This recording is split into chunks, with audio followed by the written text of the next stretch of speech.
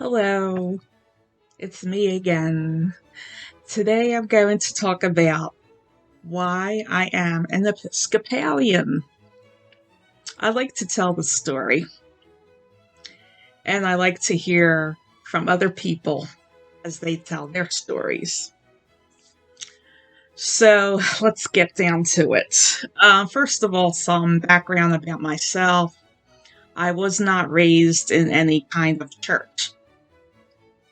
I really wasn't raised anything, really. I did celebrate Christmas, but not as a religious holiday, more of a secular holiday.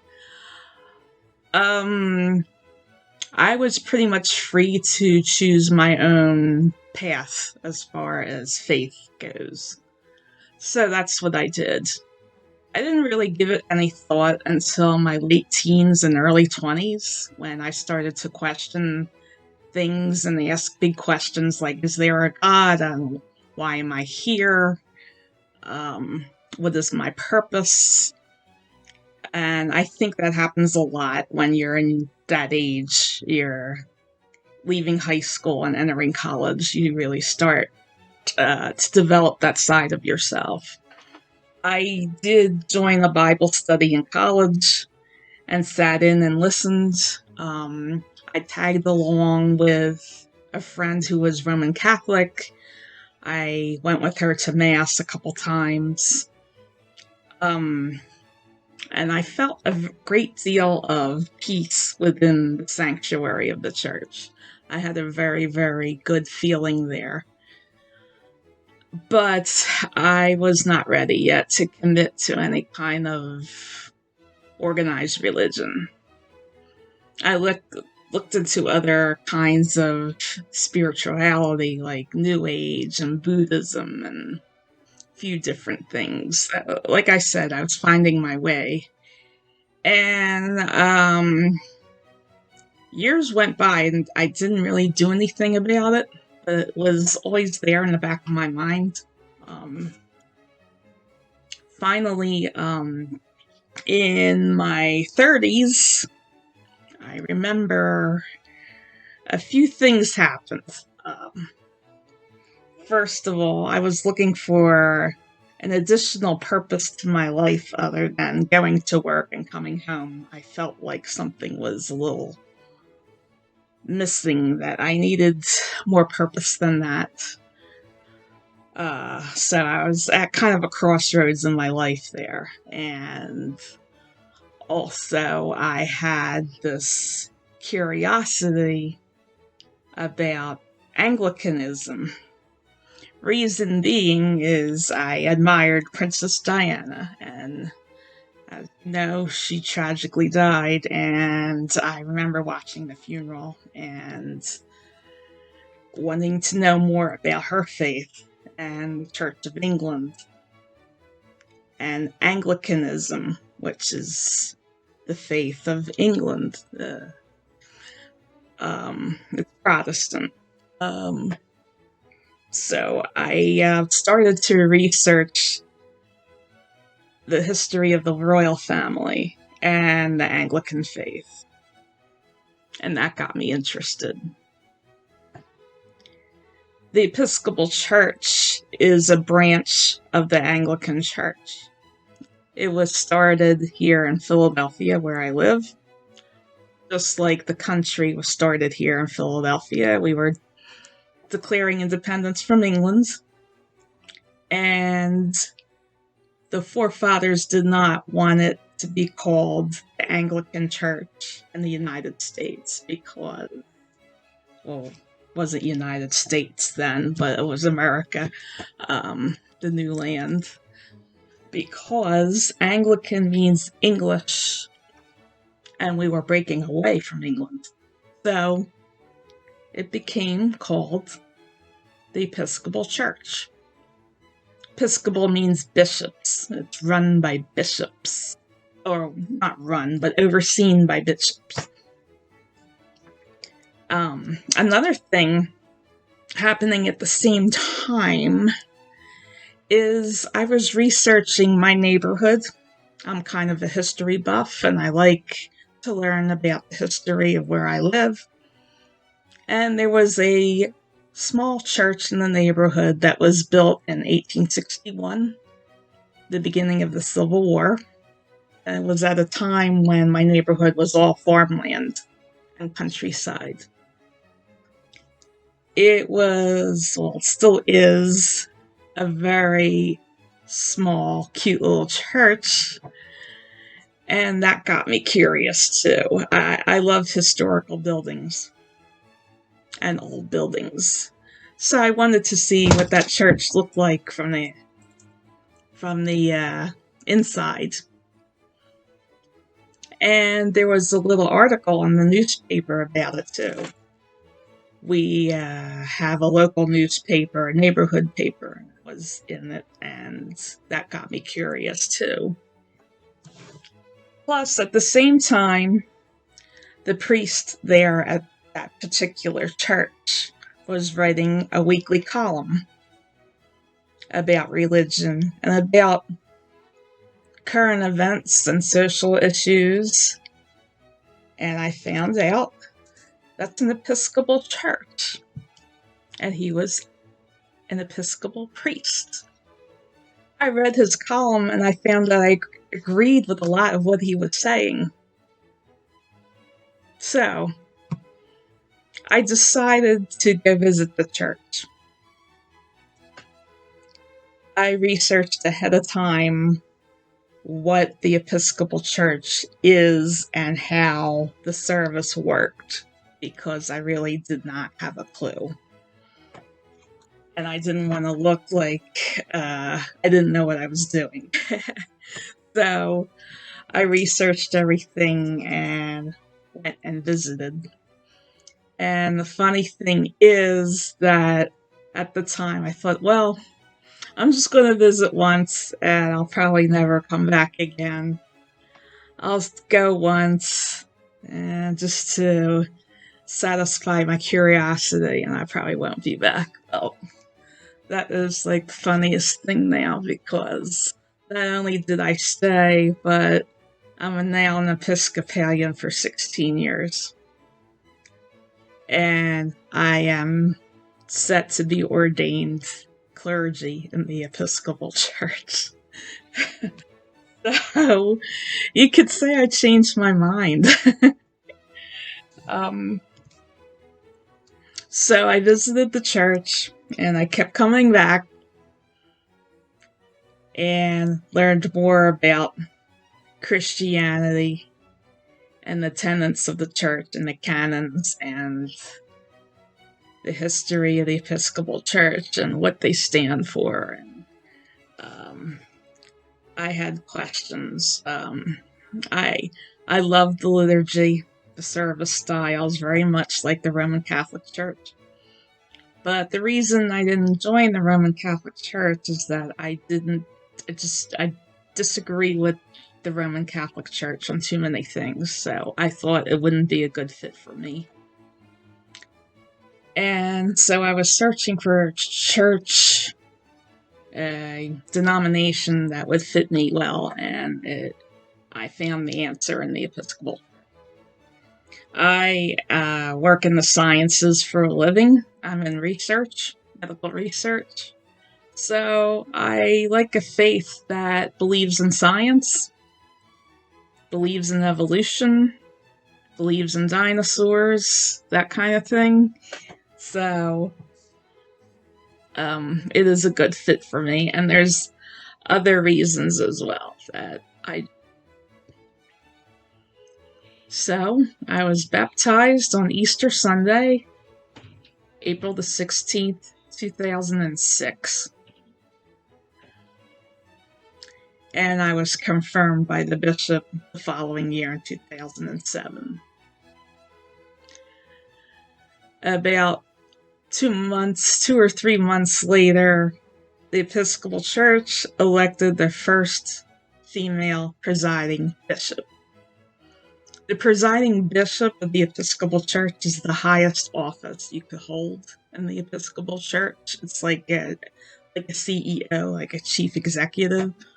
It's not like the Pope, where what the Pope says goes. It's more of a president, I would say. And that solidified my decision that it was then I knew I made the right decision. That not only did this church allow women to be ordained and serve as deacons, priests, and bishops, but we now had our first woman presiding bishop. So her name was, or is, Catherine Jeffords Shorey. She served her term for 9 years, and this is her here. She's a writer as well. She's written books. And not too long, probably within the year of her election, I found out she was speaking as a guest at a church downtown in Philadelphia, and so I decided to go see her. And she presided over the church service, and I received communion from her. And that really, really moved me. And she was so kind as to autograph my book.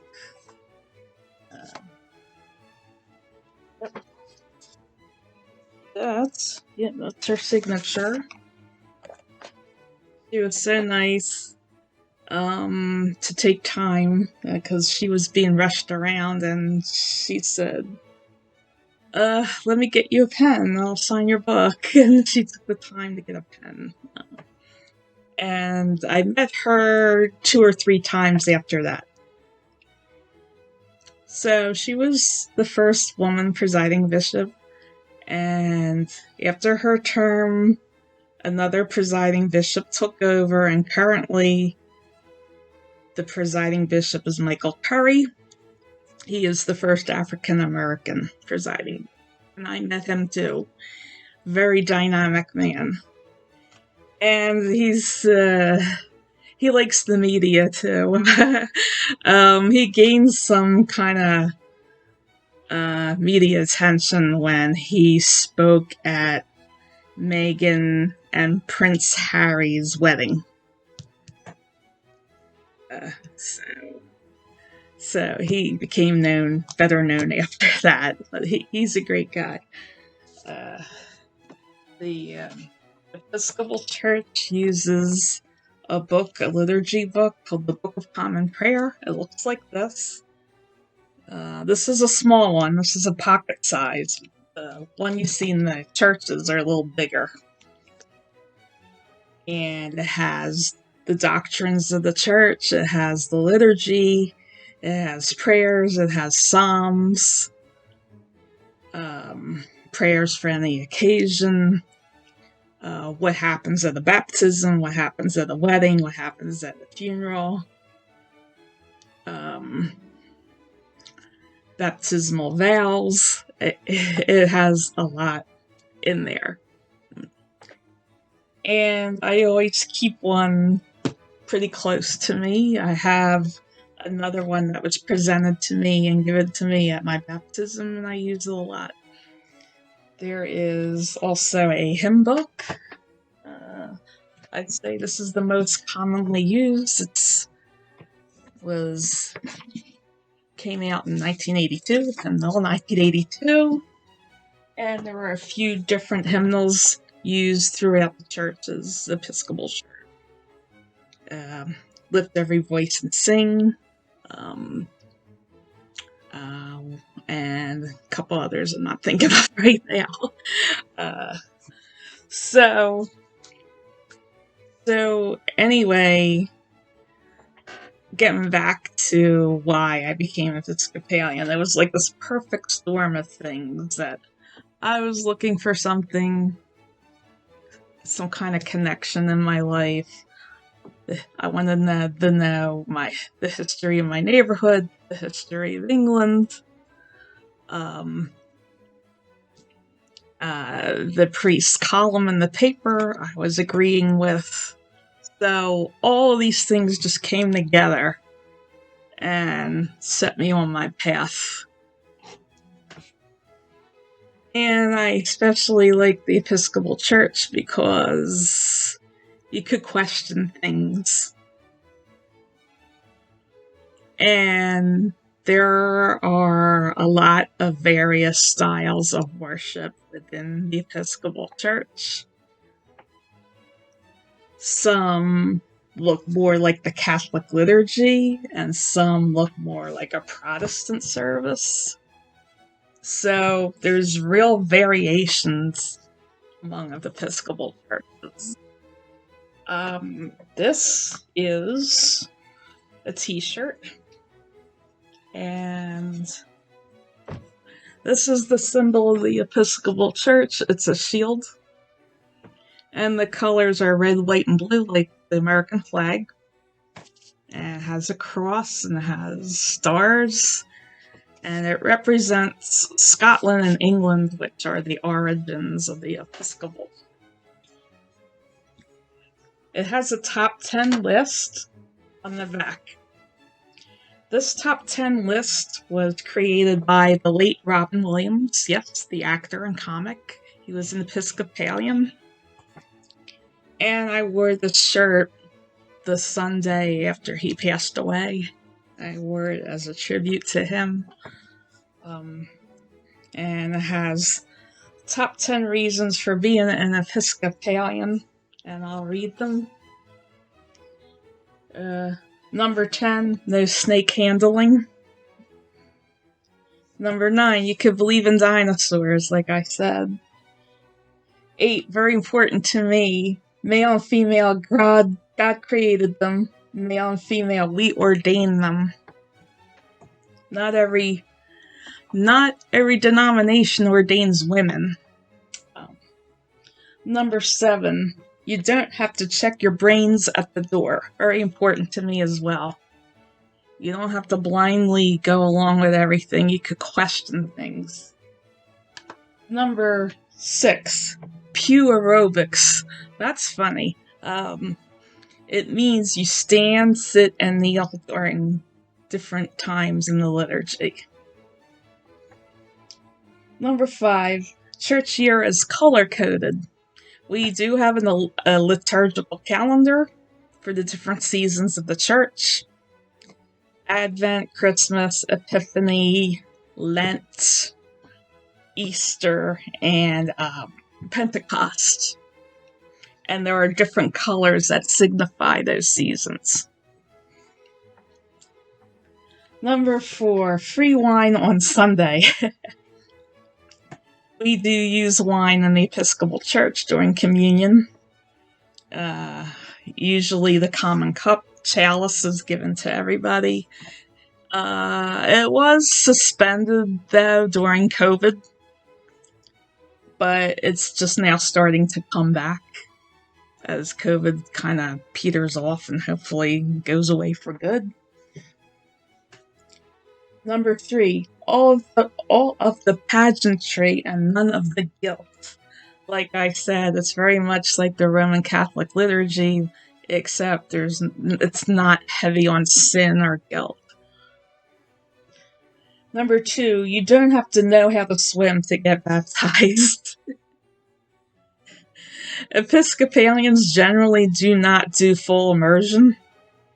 There are some denominations that only do full immersion. You actually go into a body of water and get baptized that way. I was baptized over a font, which is a stand with a bowl of water in it, and I bent my head over and the priest poured water on my head and my hair.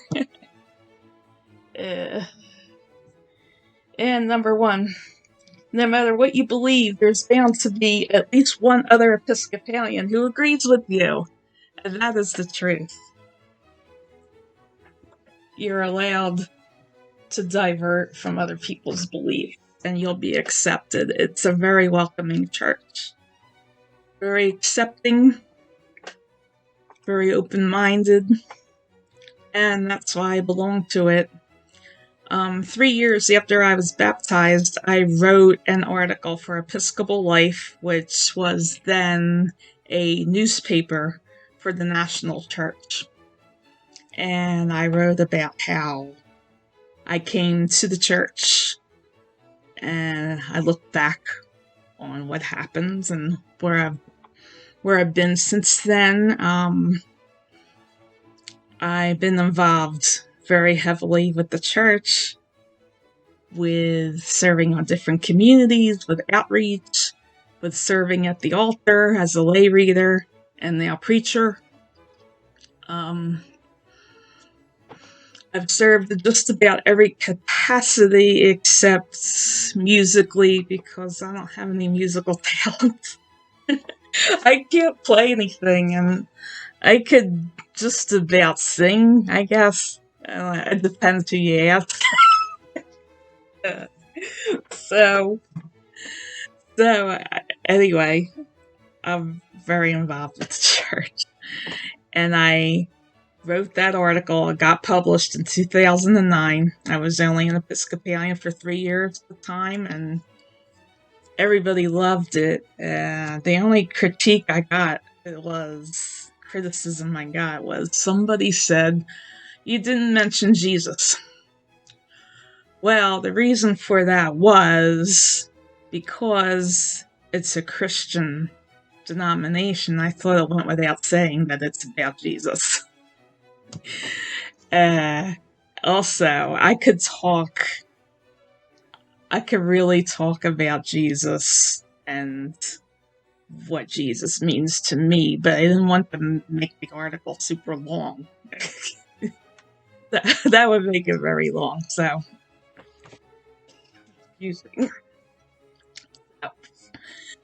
So that's the only pushback I got. How come you didn't mention Jesus?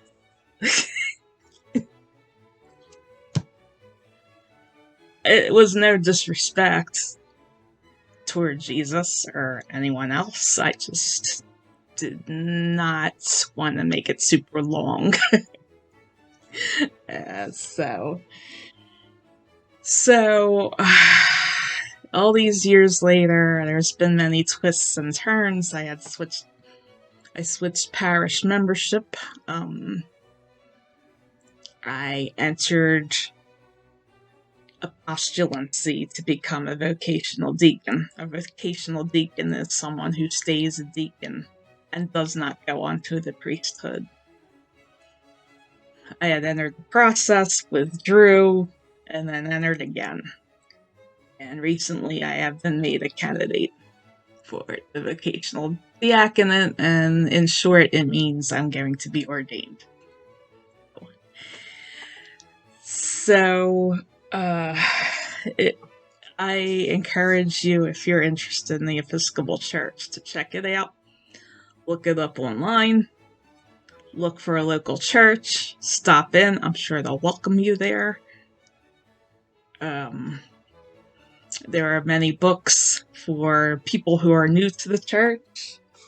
One of my favorites is the Episcopal Handbook. And this is for people who are brand new. And by the way, there are so many converts to the Episcopal Church. People who left other denominations because they weren't satisfied there for one reason or another. And chances are, if you're talking to an Episcopalian, you're talking to a convert who came from somewhere else, or didn't even grow up in the church. But there are also people who've been raised in the church too. So this book is really, really fun. See, because no guilt. It's very basic, very fun, and why all the stained glass? Episcopal churches could be beautiful. The National Cathedral in Washington, D.C., that's an Episcopal church. You didn't know. But it's also a house of prayer for all people. It's the national church. And that's why the presidents, when they die, their funerals are there. And there was also a National Day of Prayer after September 11th. It's the job of that church is to be a pastoral presence to America.